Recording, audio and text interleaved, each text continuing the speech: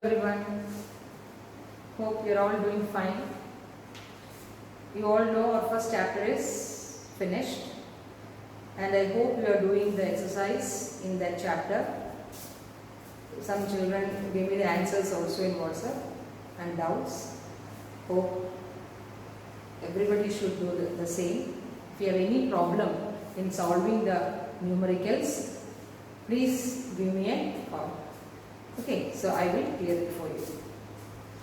So today we will start with the new topic for the second chapter, that is structure of atom. This chapter, I must say, is very important. That is, this is a conceptual chapter. Here almost all the concepts you are getting from this chapter. So when you are studying or making notes, just see whether every point is there in the notes. Okay. So we will start with the structure of atom. So before going into that, the first portion was deleted by the CBSE in this academic year. That is till Bohr model. Or they are only starting with the Bohr model. Okay. So but still, I will give you a clear picture of what all are there before the Bohr model, or from starting to till the Bohr model, or we will have a summing up of that which you have studied earlier. Maybe that is because they have deleted the portion, because you have studied atomic models and all. So that is there in the session. Okay, so we will start from the beginning itself and we will have a clear picture of the structure of atom. Okay, so moving on, the topic, structure of atom. Okay. Now when we want to start with structure of atom, we will start from Dalton, isn't it?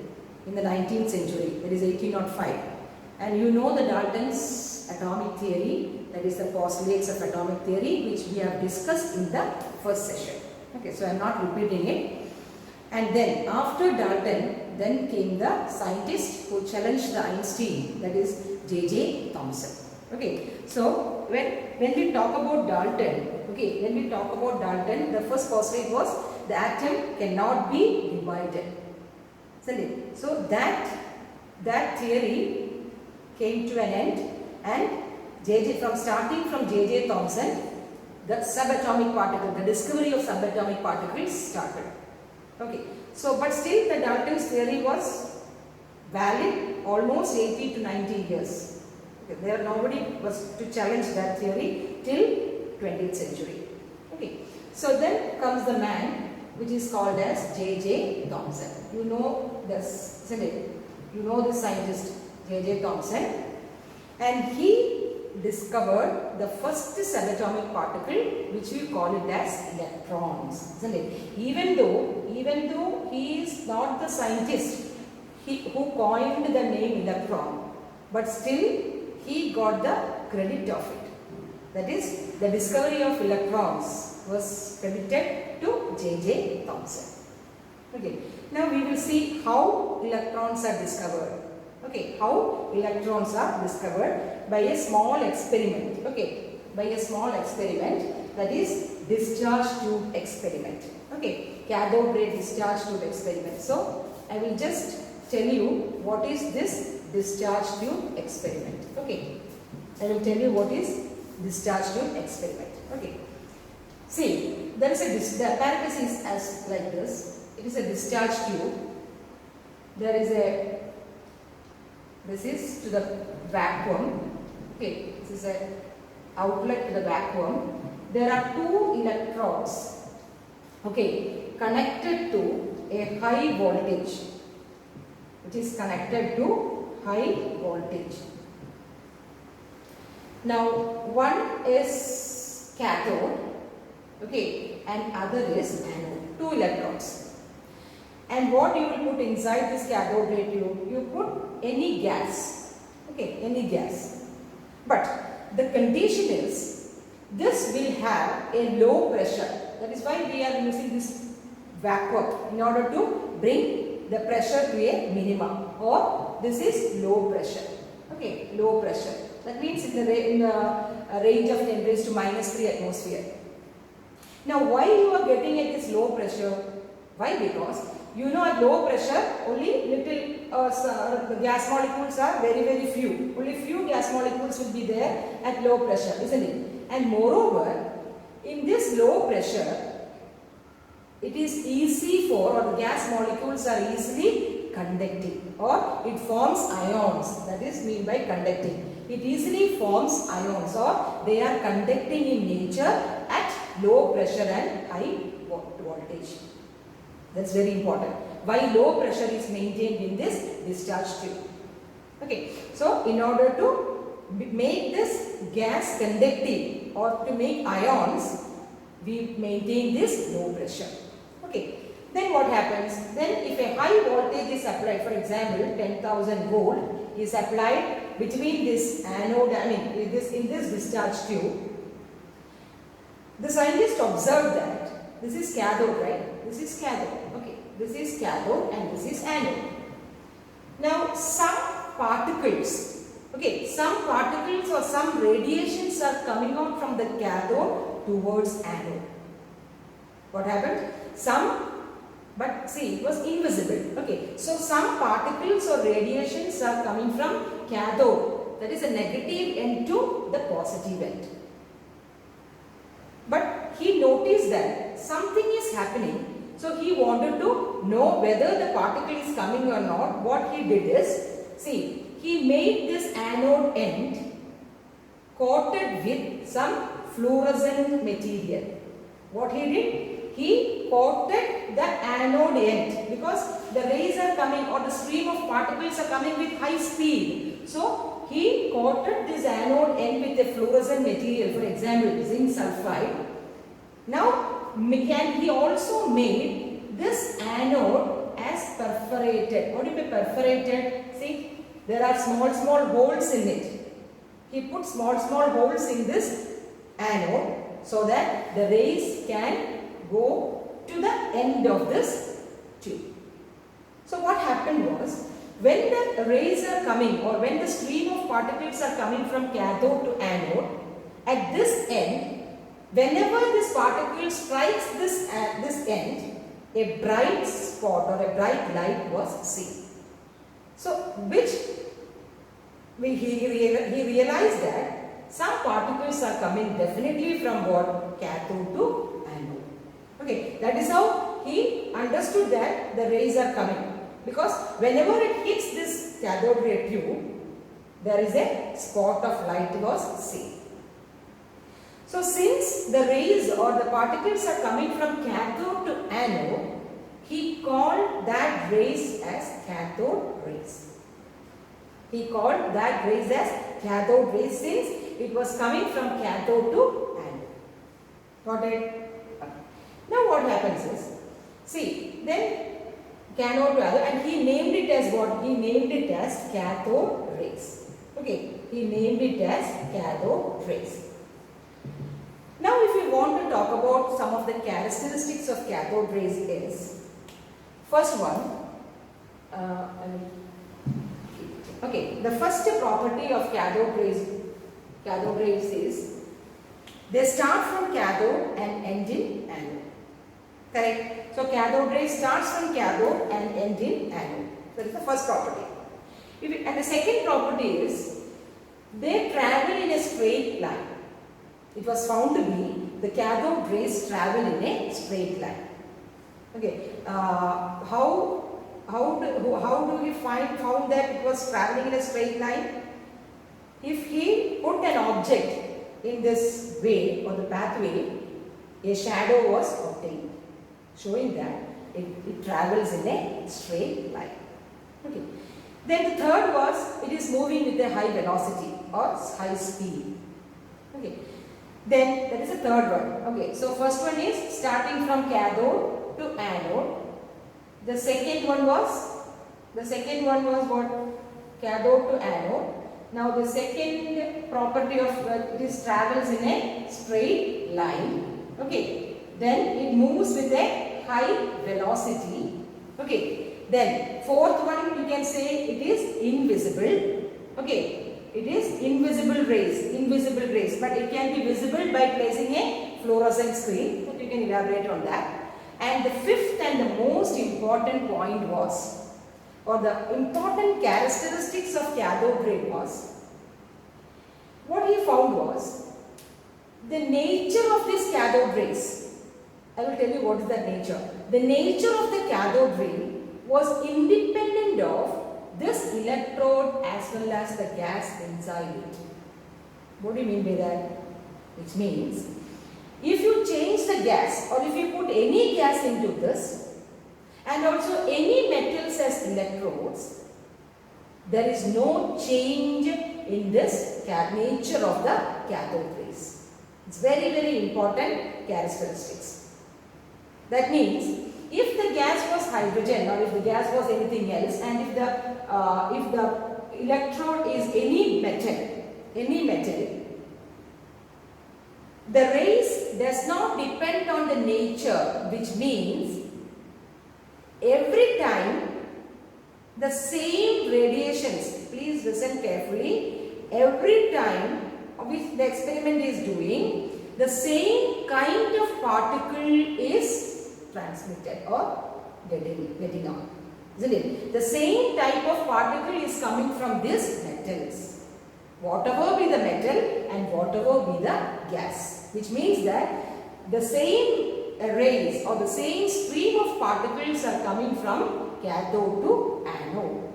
And then he noticed that the charged particle was nothing but the electron. See, that is how the electron was discovered. Okay, and the charged particle was nothing but it is electron. That was the discovery of electrons. So we can say that the cathode rays consist of what? Electrons, isn't it? Okay, so that is why whenever you put any metal, what happens on putting a high voltage? The metals are what? Easy to donate electrons, right? So whichever be the metal, the electrons are ejecting out. So you can say that from this characteristics you can say that the electrons are fundamental particle. See, electrons are fundamental particle. This is very, very important. Electrons are fundamental particle. Okay, so this is this experiment is called as cathode ray discharge tube experiment because it is taking place in a discharge tube. Hope you understood. Okay. Now, then again J.J. Thomson, and for this he got the Nobel Prize for the conduction of gases in the discharge tube. He was awarded Nobel Prize. Okay. Then again this J.J. Thomson, the J.J. Thomson, by doing some experiment, he noted or he found out the value of charge to mass ratio. What is it? He found the value of E by M. It is said as charge to mass ratio. That is charge to mass. Okay. He found the charge to mass ratio of the charged particle as 1.75 into 10 raised to 11 coulomb per kilogram. See, in text the experiment is given, but no need of going into that. But if you want to read that, it's okay how it happens. The electrical field and magnetic field perpendicular, and he made the rays to go by Y. Then he get the result of this charge to mass ratio as 1.75 into 10 raised to 11 coulomb, that is charge to mass per kilogram.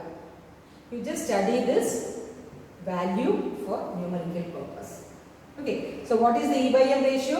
1.75 into 10 raised to 11 coulomb per kilogram. So since he got this value, I told you the last characteristics, which is the cathode rays does not depend on the nature of the gas or the electrode used, which means that the E by M ratio does not depend on what? The E by M ratio does not depend on the nature of the gas as well as the electrode. That means the E by M value of the electron, because electron is coming out, the E by M value of the electron is constant whichever gas is used or whichever electrode you used. Okay, so you can again say the E by M value does not depend on the nature of the gas or the electron. Okay, so keep in mind it is 1.75 into 10 raised to 11 coulomb per kilogram. That is mass charge by mass. Charge is coulomb, mass is kilogram. So it is coulomb per kilogram. Okay, just make a note on that. It is 1.75. Okay.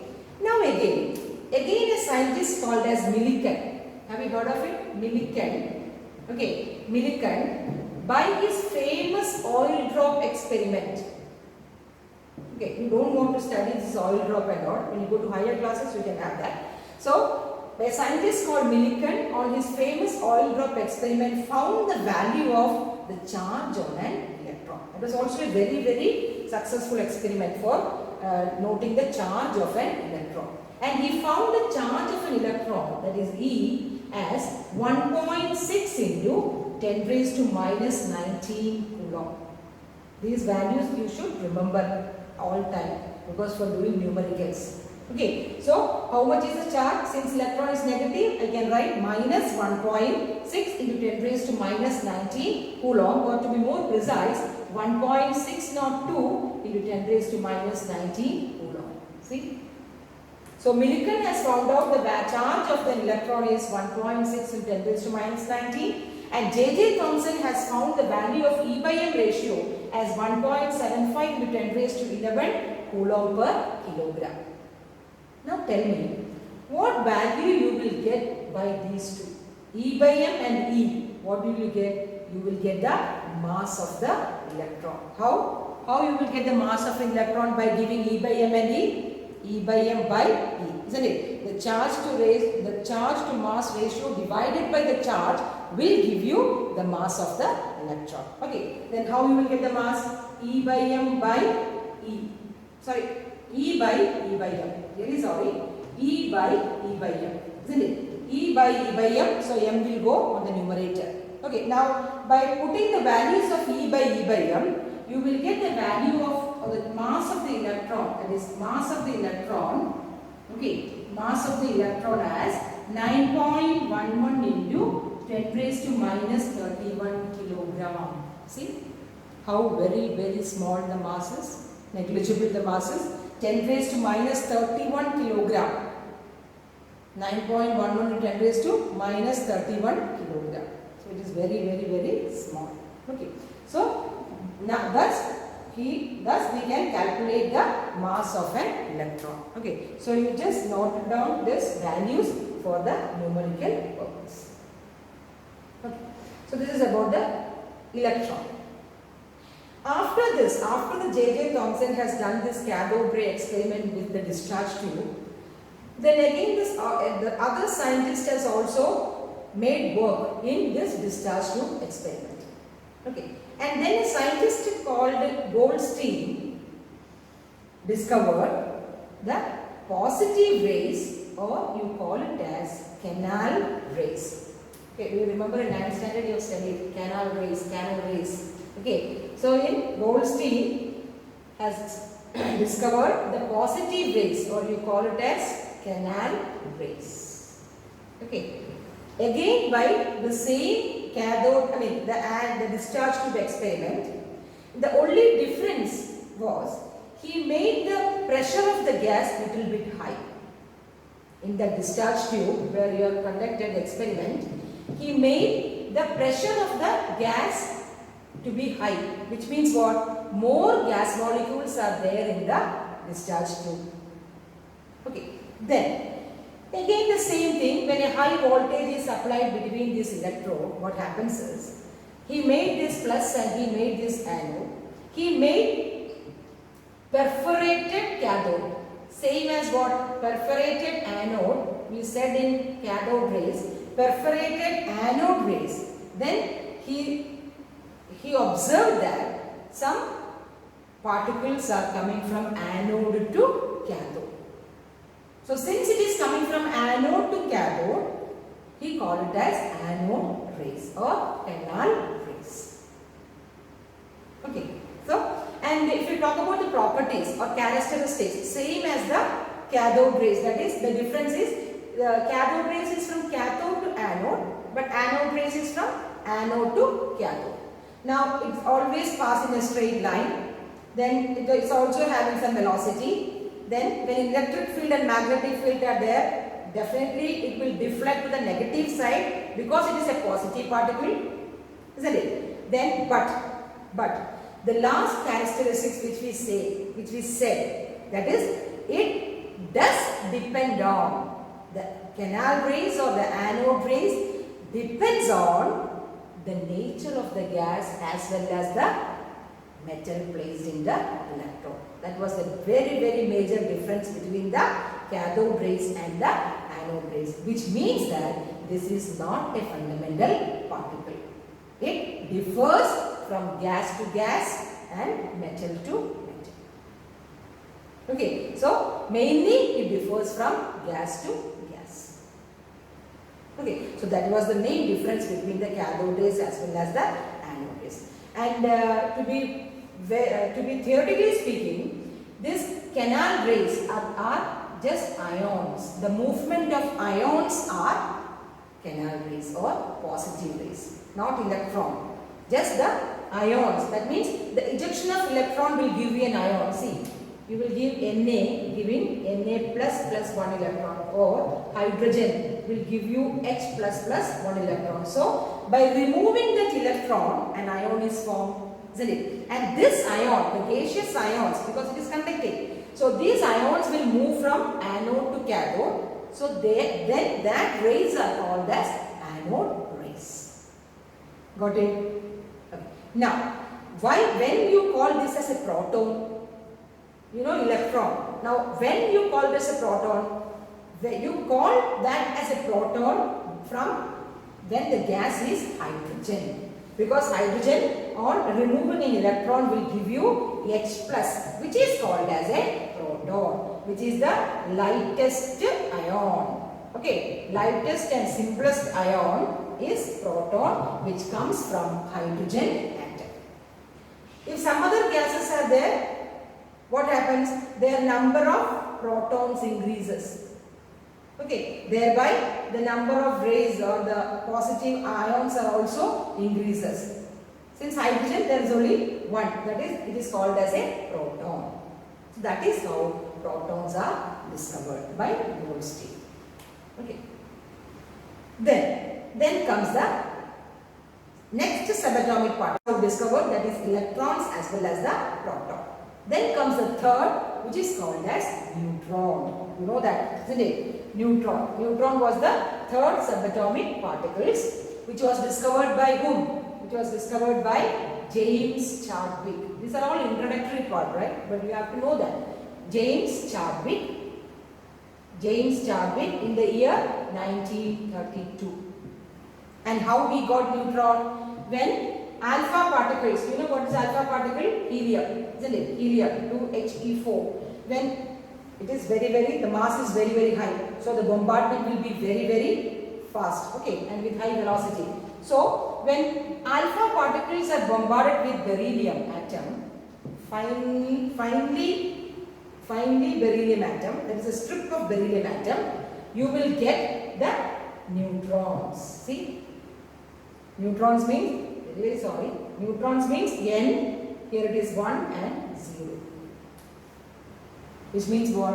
Which means it is having no charge. It is having no charge. Sorry, this charge is 1, right? Charge is 1. Mass number is 1. That means number of electron is 0. So that is what I wrote was correct. It is 0n1. Which means that it has got neutral charge but a mass which is slightly greater than that of a proton. Okay, that is somewhat 1.65 for proton and 1.69 for neutron. Just a very small gradation in that mass. Okay, there is slight change in the mass of the proton as well as the neutron, where neutron is having a slight increase. Okay, very slight increase, 1.65, 1.67 or something like that. The second decimal comes. So that's it. So this is about the neutron. Where who was the discoverer? James Chadwick. Okay, discovered the neutron by the bombardment of alpha particles with beryllium atom. These were the subatomic particles. More than that, the subatomic particles you don't have to study, like protino, neutrino, like there are again subatomic particles, right? So only these things you have to take into account. So these are about the subatomic particles. Got it? Now we will see atomic models or atom models. Okay, atom models. Atom models. The first atom model was put by J.J. Thomson. J.J. Thomson. And which was the model? Which was the model? You call it as plum pudding model, isn't it? Plum pudding model. And what was his assumption or what was his postulates? He said that the atom was a positive sphere in which the electrons are embedded in it, isn't it? It is a positive sphere in which electrons are embedded, like in watermelon or pudding, raisin puddings, okay, like that. So then he said the atom as a whole is electrically neutral. There was two postulates. One is it consists of a positive sphere with electrons embedded in it, and second is the number of electrons or atoms as a whole is electrically neutral. This postulate was right, but he failed to explain this. Okay, and he failed to explain more postulates which was put forward by other scientists like Rutherford. Next one. Okay, so this was about the J.J. Thomson. That is the first model, atomic model, which is called as the plum pudding model, or so many names are there. So this was the first model of J.J. Thomson. Now, which was the second model? Second model was of the Rutherford's model of atom. That also you have studied. Okay. So what is second model? Second model is Rutherford model of atom. Okay. Rutherford, the experiment is called as gold foil experiment, isn't it? Gold foil experiment. You have studied very well in 9th standard. Now what was Rutherford's model? He made alpha particles to bombard with what? Bombard with a thin, very thin gold foil. That is why it is called as a gold foil experiments. Now, what was the observations he made? Observations he made was most of the rays went without deviation, isn't it? That is the first observation. Most of the rays went without any deviation, which means what? What was its conclusion? That is, most of the space of the atom are empty. Correct? Now, what was the second observation? Some rays deviated at smaller angles. Isn't it? Some deviated at smaller angles. And what was the third observation? Very few, 1 in 12,000. Isn't it? 1 in 12,000 deviated or rebounded at 180 degree. Isn't it? So, which means that what? In the atom, which you call it as an atom, in an atom, there is a small space where all the mass is concentrated. The mass is concentrated in this atom, which is positive in nature. That is why what happens? It gets reflected or it gets bounced back, isn't it? It gets bounced back at 180 degree. So that is why he concludes that the mass of the atom is fully concentrated in the center of the atom. Then it was the observation and that was the conclusion. Now he made the Rutherford's atomic model, or you call it as Rutherford's nuclear model. And now what he said in nuclear model? He said in nuclear model is first what? The atom contains nucleus, isn't it? The atom contains nucleus. Now what was the second theory of this nuclear model? The second thing was the mass. The mass of the atom is concentrated in the center, and that is called as nucleus, isn't it? That is called as nucleus. Now the third was the electrons are revolving around the nucleus in circular orbits. This was the third theory. Third one, circular orbits.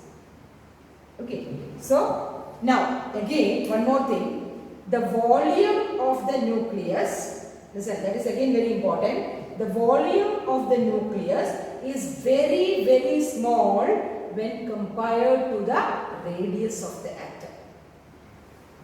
Okay, you got it? For example, if I say, if you consider a ball, cricket ball, as the atomic nucleus, then the radius will be 5 kilometers. You take the radius as 5 kilometers from that ball and then you draw a circle, that will be the atomic radius. So it is very, very large when compared with the atomic nucleus. And in that atomic nucleus, the entire mass of that atom is concentrated, and that he called it as what? That he called it as the nucleus. Got it? Clear? So these were the postulates or the observations he made by the nuclear model of atom. But this again failed. Now what was the failure behind it, or what was the drawback of Rutherford? He said the main thing was about the circular orbit, isn't it? Now he said what? He said the electrons are revolving in a circular orbit, isn't it? Okay. Now, according to the electromagnetic theory of Maxwell, okay, electromagnetic theory of Maxwell, James Maxwell, he said that whenever a charged particle revolves round a circular orbit, it will emit radiations or it will give out energy. So according to the Maxwell's electromagnetic theory, in the case of this Rutherford model, what will happen? The electrons are charged particles. So the charged particles are revolving in a circular orbit. Now what happens? The radiations happen. It will emit the radiations. So in that case, what will happen? The emission means by the revolving the orbit, isn't it? Revolving the nucleus. Okay, so the energy is emitting. Now what happens? The orbit tends to shrink, which means finally this electron will fall into this nucleus within 10 raised to minus 3 seconds or so, which means that the atom is unstable. But it is not so in reality. The atom is very, very stable. So that is the reason why the Rutherford's failure of this atomic structure, the model of this atom, which means he cannot prove the stability of atom. That was the first drawback, isn't it? The first drawback was he cannot prove the stability of the atom. That is the first drawback. That is stability of atom. Stability of atom. And the second was he does not tell anything about the electronic configuration. What do you mean electronic configuration? How the electrons are put in this in this orbit. Okay, so how this electronic configuration, how these electrons are arranged in various levels, energy levels. Okay, so that was again his drawback. And one more drawback was there, he cannot explain the hydrogen spectrum. See, a new word is coming, the hydrogen spectrum. In fact, the line spectrum. Okay, the line spectrum of hydrogen. So these were the drawbacks of whom? Drawbacks of Rutherford. So again there again a failure comes. Okay, so hope you have understood this Rutherford and J.J. Thomson. Now, who came after that? The model. That is, from this you have to study. That is the Bohr atomic model. Okay, so we will pass on to the introductory thing of Bohr's atomic model today. Okay, so what was the drawback of Rutherford? Rutherford's drawback was one, he could not explain the stability of the atom. He could not explain the electronic configuration, that is how the electrons are arranged in various energy levels, and he cannot explain also the line spectrum of hydrogen, or simply the atomic spectra of hydrogen. Okay. Then came the Bohr model. Okay, this is, from this we are starting the chapter, that is Bohr model of atom. Hope you understood this much, right? Okay. Now, Bohr model of atom. Or what are the developments which lead to the Bohr model? Today we will see that. Okay, what are the developments which leads to this Bohr model of atom? See, this happens like what Maxwell said, that the interaction between the radiation and matter. What is it? The interaction between the radiation and matter, radiation and matter, this paved the way for this Bohr atom model. Or this was the criteria by which the Bohr model comes into picture. The first thing was, or the first assumption or the first thing was, he said that the radiations are having dual nature. That was the first postulate. That is, the radiations are having dual nature. Radiation means electromagnetic radiation. Isn't it? There comes your electromagnetic radiation. The magnetic, the wave theory, it is coming. So, the dual character of radiation, it was first proposed by whom? The Bohr model of atom. Okay, so he said that the radiation, the EMR waves, the electromagnetic radiation has dual character, that is having both particle character as well as the wave character. If you are remembering the Newton's corpuscular theory, first the light is also a kind of radiation, right? Light, sound, etc. are kind of radiations. So, very early days, the light was considered to be particles. So, that is corpuscular theory. But after so many years, then this only Maxwell put forward that, the experiment that the light is also having a wave character. So, the same way, these radiations carry the electromagnetic radiations. To be more specific, it is called as electromagnetic radiations, EMR radiations. These radiations are having dual nature, two types, dual, we will say like dual personality, likewise dual nature, both. That is, the radiations can act as particle as well as the radiation can act as wave. So there, from this onwards, the Bohr theory comes into detail of having for explaining the atomic structure or structure of atom.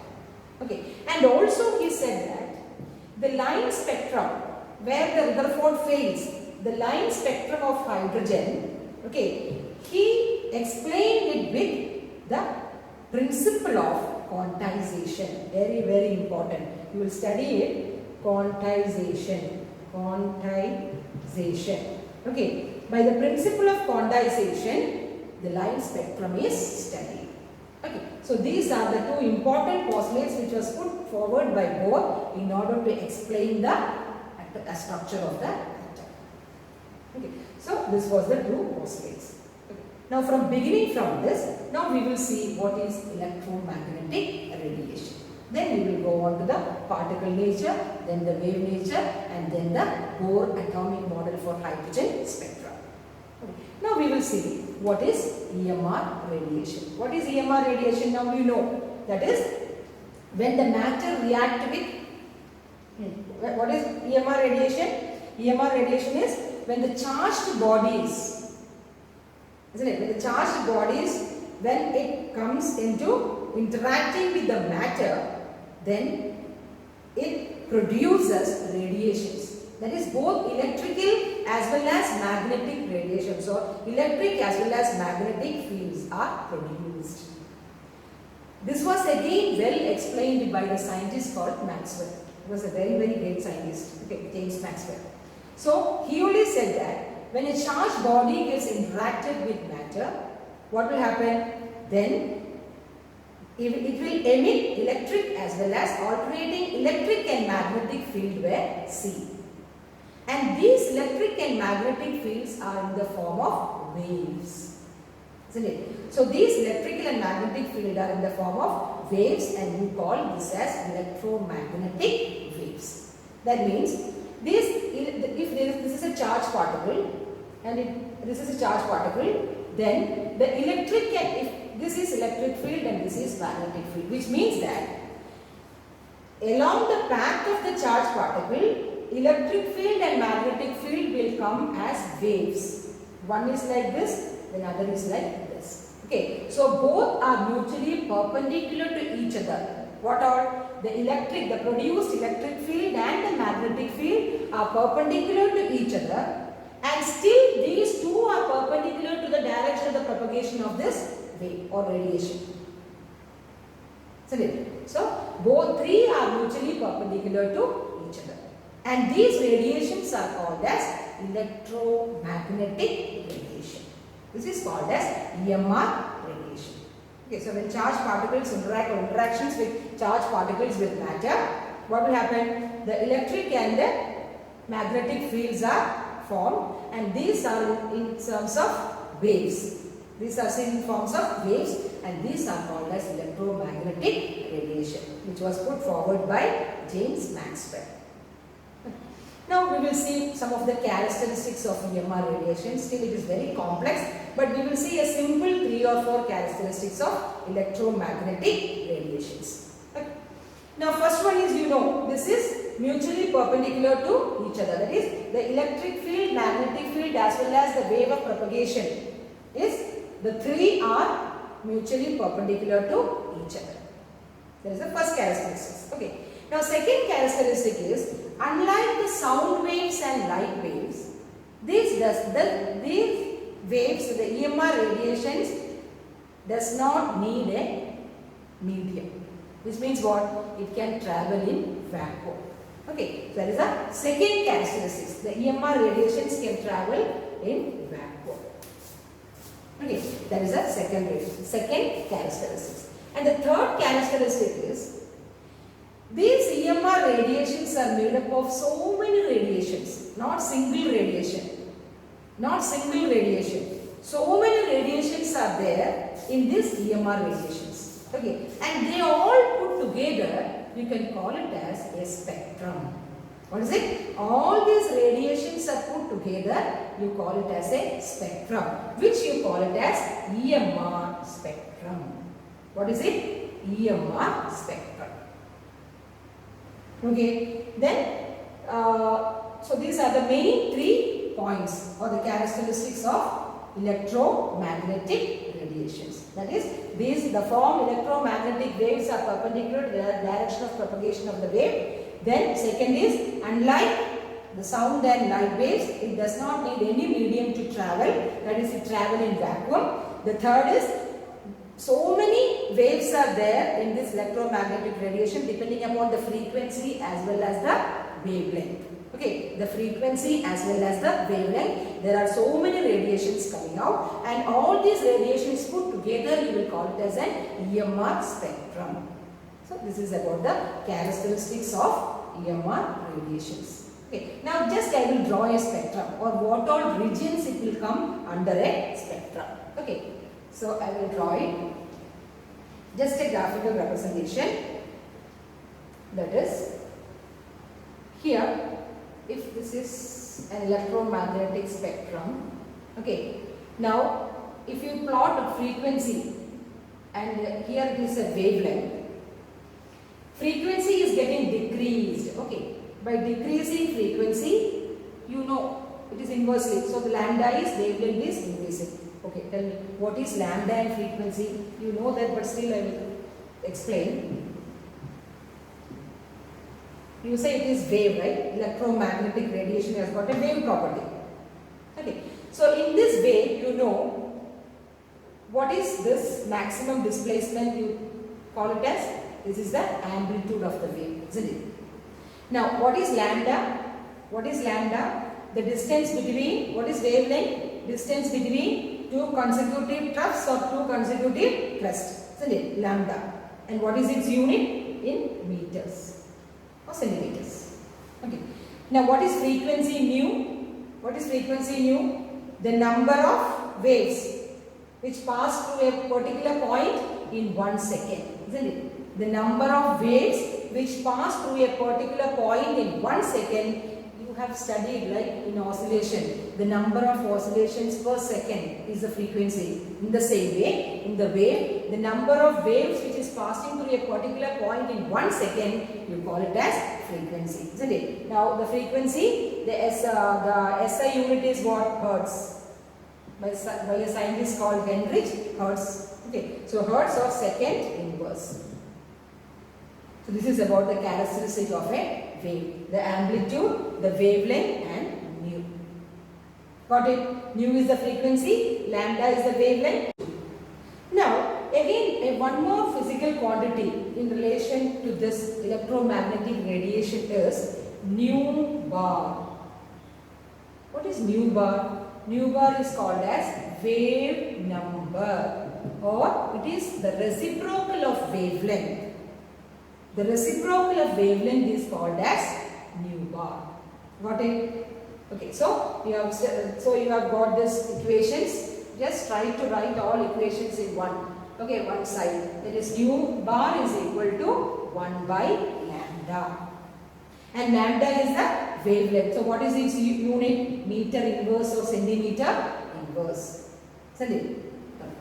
Then it is the number of wavelength per meter in unit meter. That is number of wavelength in unit meter is called as wave number. Or just study this, nu bar is equal to 1 by lambda. Okay. Now one more thing before going to the spectrum. See, I have told you it doesn't need a medium. That is, it travels in vacuum, isn't it?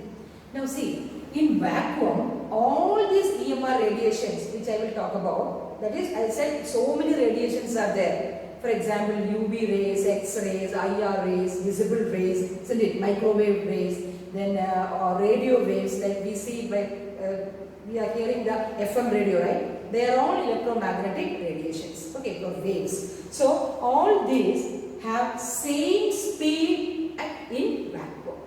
All these EMR radiations have got same speed in vacuum. That is equal to the velocity of light. Okay, so you can say that is, there is an equation that is nu is equal to C lambda. Or you can say C is equal to nu by lambda. So you get the second equation, C is equal to nu lambda. Am I right? C is equal to nu lambda, or nu is equal to C by lambda. Okay, so C is the velocity of light, which is 3.8 into 10 raised to minus 8 meter or 10 raised to minus 10 centimeter. You know that. So this is another equation. Okay, so then just to mention about the EMR spectrum.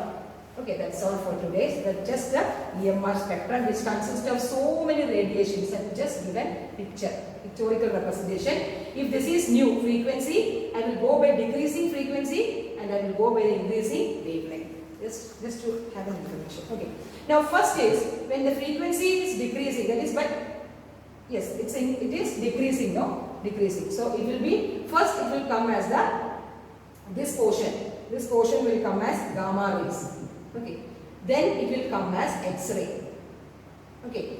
Then it will come as UV, ultraviolet. Then comes the visible. This visible region is the region in the EMR spectrum where you can see. They are visible to us. Okay. So this region is visible to us in the lambda range of 400 nanometer to 750 nanometer. This lambda range is between 400 to 750. Only this region in the EMR spectrum we are able to see. That is why it is called as visible region. Then comes the IR region. IR region is used for heating. Okay. Then comes the microwave. Okay, microwave. Then comes the radio waves. Radio wave means FM, AM, etc. Isn't it? So these are the various electromagnetic radiations. Altogether we call it as the EMR spectrum.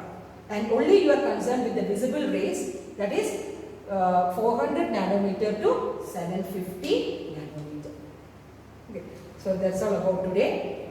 You go through the textbook. I already told you, even though that portion is deleted, you just read of it, hang off it, then only you can go to the other sessions. Okay, quantum mechanical theory, etc.